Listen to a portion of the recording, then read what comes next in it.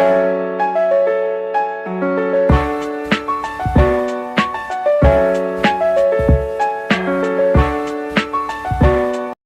guys! Welcome back to my channel. Again, my name is Jap.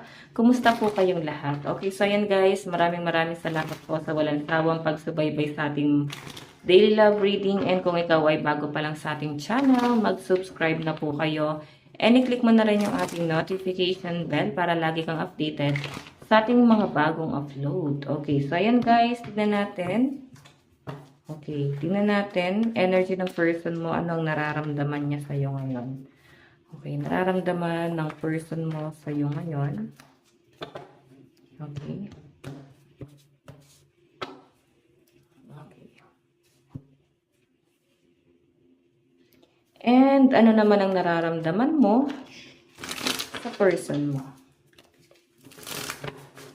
Okay. Nararamdaman mo sa person mo.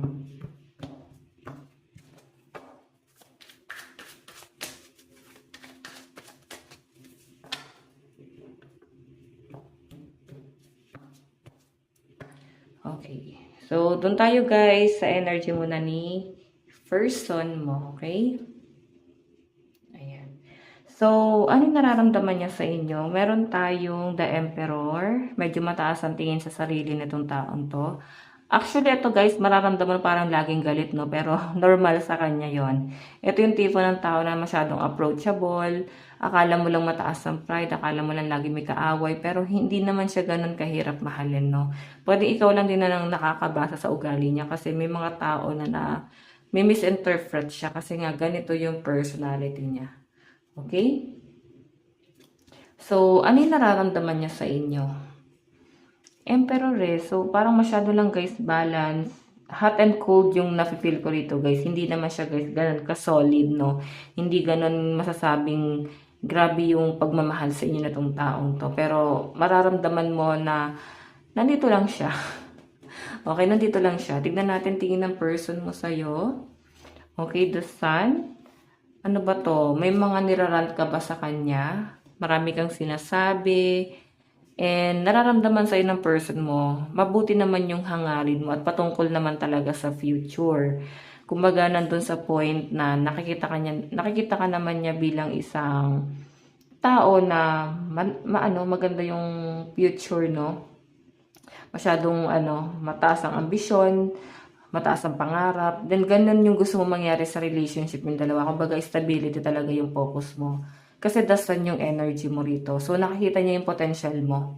Okay? Kumbaga kung anong ginagawa mo, yun yung mas tumatatak sa kanya. So hindi niya kasi nakikita rito yung panloob mong intention siguro sa buong kahit na kanino, okay? So mas na-appreciate ng person mo yung kasipagan mo siguro, okay?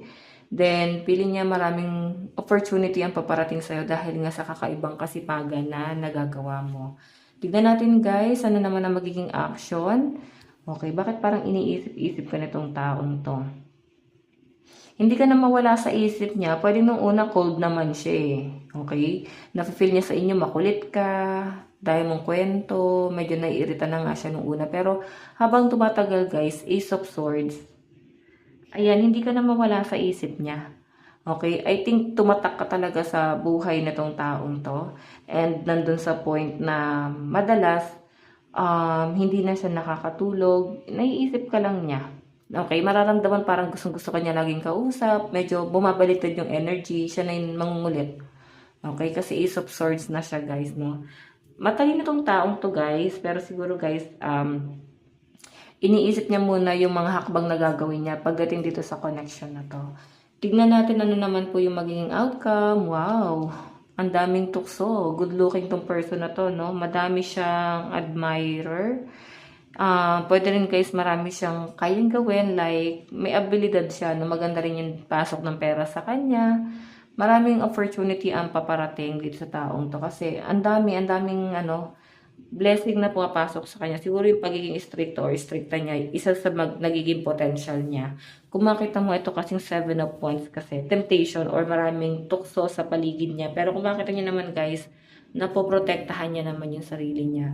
Okay? Pwede nga itong taong to guys, siya, pinipili niya rin yung mga taong parang kinakausap niya. Pili lang, no? Hindi siya masyadong, um, mabilis makipag-close. Okay? Tignan natin guys yung bottom of the deck. Meron tayong Queen of Cups and Knight of Swords. Naku, mukhang nga habulin ka nito. Naguguluhan na nga siya, ano nangyari sa kanya, piling niya ginayuma mo, parang ganyan. Or pwede rin naman guys, ano ba to, nakikinig ka ba ng subliminal, parang na-attract mo tong taong to. Okay? Yan po yung malinaw na nasasagap ko dito. Okay, so yan guys, malakas ang mga water sign, Cancer, Pisces, Scorpio, Aries, Leo, Sagittarius. And especially Aries, kasi Emperor Aries yan. Ano naman ang nararamdaman mo kay person mo? Tago yung feelings mo, no? Hindi mo masyadong pinaparamdam or ipinapahalata sa kanya. And madalas may pag-iwas kang ginagawa dito sa taong to.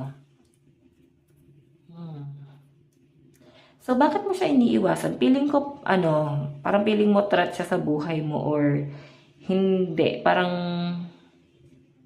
may kakaiba sa aura nitong taong to kasi Four of Wands, so. Okay? Ayan. And, feeling niya masyado kang nakasubaybay sa kanya. Lagi mo siyang tinitignan. Na-amaze ka ba sa taong to? Or na-amaze sa'yo yung person mo. Pwedeng ganun lagi siyang nakatanaw sa'yo, ini-stalk ka. Sabi ko nga sa inyo guys, bumabaligtad, nagiging makulit siya, no?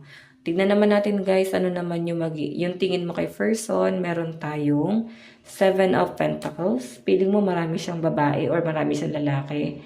So, parang yung nagiging approach niya sa inyo, binabaliwala mo yon. Okay? Hindi mo masyadong sinuseryoso kasi parang feeling mo, hindi naman, malabo naman, parang ganyan. 7 of Pentacles. Tignan natin guys, ano naman po yung, okay, ano naman yung tingin mo? What I mean, ano naman yung action mo? Sorry, balibaligtad na sinasabi ko. The Sun. Okay. Yung magiging action mo guys, kung siya yung gagawa ng move, no? Mag-first move siya, why not? Pero kasi sa'yo, medyo mahihain ka kasi hindi ka masyadong approachable na tao and siguro introvert ka.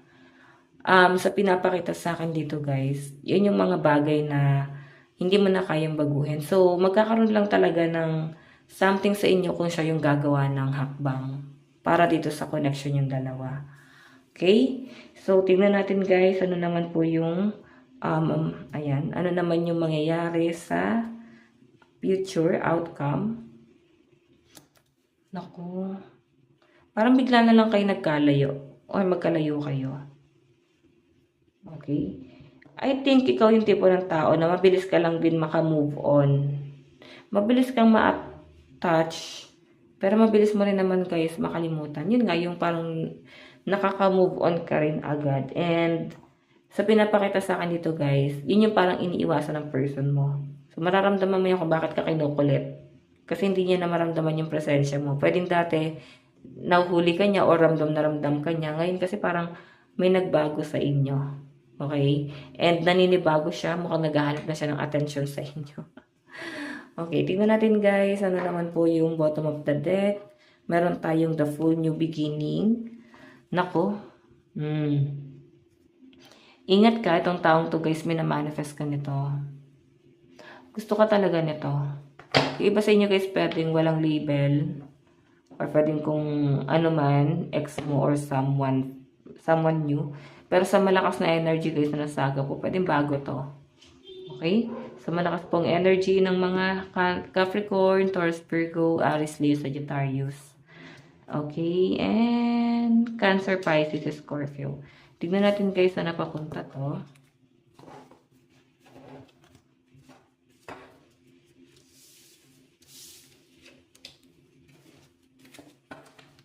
Okay, saan napapunta tong relationship mo?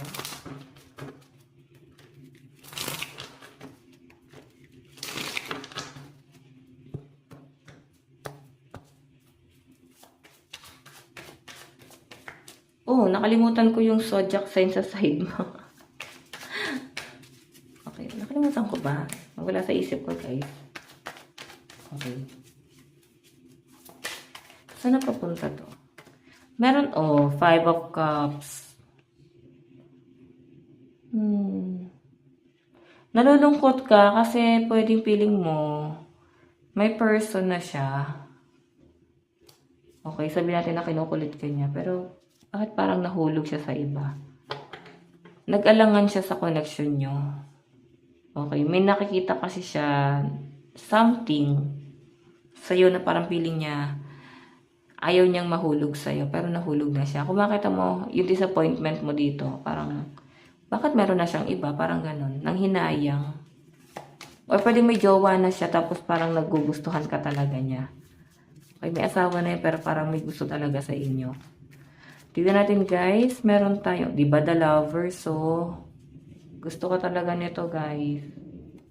Grabe, lakas nung ano. Ang lakas nung energy na nasasagap ko na gusto kang ipaglaban itong taong to. Yun nga lang kasi medyo natidisappoint ka lang or nag-aalangan ka kasi may jowa na yun or may asawa na yan. Okay? Tignan natin guys, meron tayong judgment. Yung judgment dito guys, yun na nga, may ibang involved. Yun parang sinasabi dito na okay lang naman pero yun nga lang, may iba kasi. Okay, then siguro, ayan, mag-ingat ka lang, ano, may nakikita ko kasi dito guys, pwedeng i-approach ka ng original kung ikaw yung gumagawa third party or pwedeng, maring may conflict talaga, pwedeng may pagtatalo o pwedeng kakausapin, ganyan. Tingnan natin. O, diba? Third party, guys. Sabi ko sa inyo eh. Na-involve ka sa third party. So, I think yun din yung parang iniiwasan mo. Yung malagay ka sa ganyang klase ng sitwasyon. Bagay na ayaw mo. Okay? Tingnan natin, guys.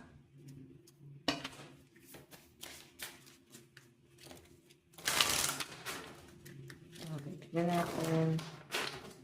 Love advice.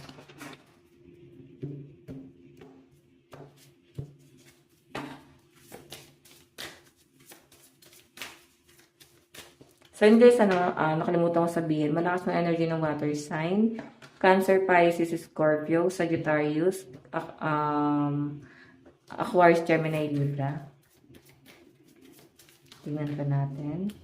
Illusion. So yun nga, yung iba sa inyo mag-aalangan talaga na parang mapapaisip ka kung tama ba yung direction na gagawin mo or nasa tamang landas ka ba. Possible ba na may himalang mangyari para mag-work itong relationship na to. So, pwede may mga kino-consider ka pa rin naman, no? Kahit sabihin na natin na may ibang person to.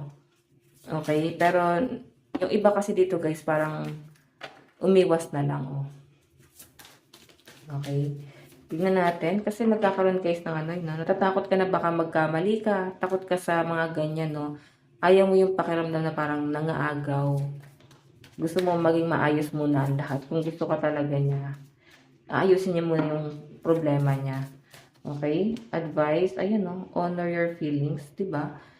Feeling ko guys, talagang pinahalagahan ka ng person mo. Kumbaga sa inyong dalawa, mas mahal ka ng person mo.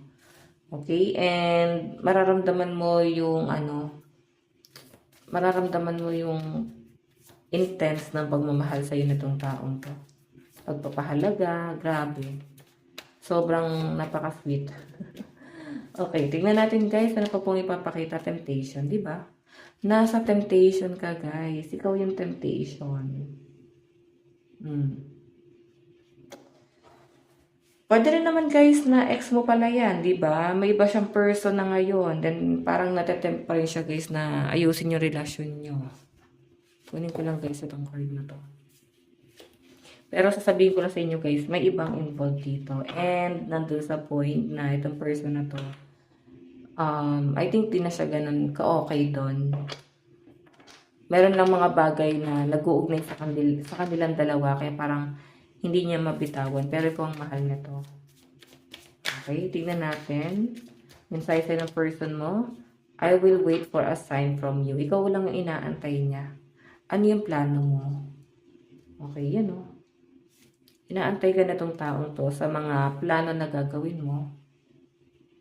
Okay, tignan pa natin. Bigla may nakalagay na, I want to be more than friends. Mga kaibigan mo to. Okay? Mensahe sa'yo. I wish I had treated you better. So, feeling niya kasi guys talaga, nagiging unfair naman talaga siya sa inyo. Lalo na at may iba siya. Feeling niya hindi patas sa'yo kasi ikaw single ka tapos siya may iba. Da parang nando sa point na mahal ka naman pala niya pero ba't wala siyang ginagawa. Okay, tignan natin guys, meron tayong finding out that you crush me. Okay. So, I think pinapakaramdaman ka rin talaga na itong taong to. Kung may nararamdaman ka rin ba talaga sa kanya, mahal mo rin ba talaga siya.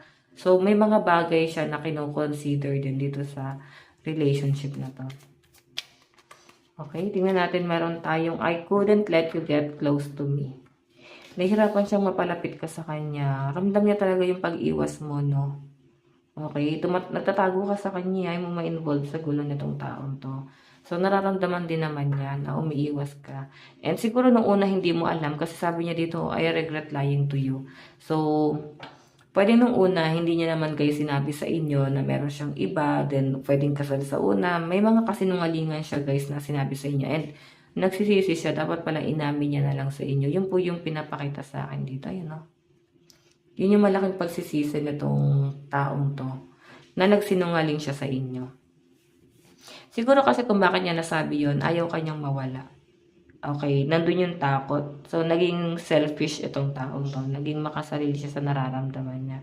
Sarili niya lang yung inisip niya. Hindi niya man lang inisip yung mararamdaman mo. Okay? So, yun guys. Ito lang naman po ang inyong daily love reading. Bukas po ulit. God bless and love you all. Bye-bye.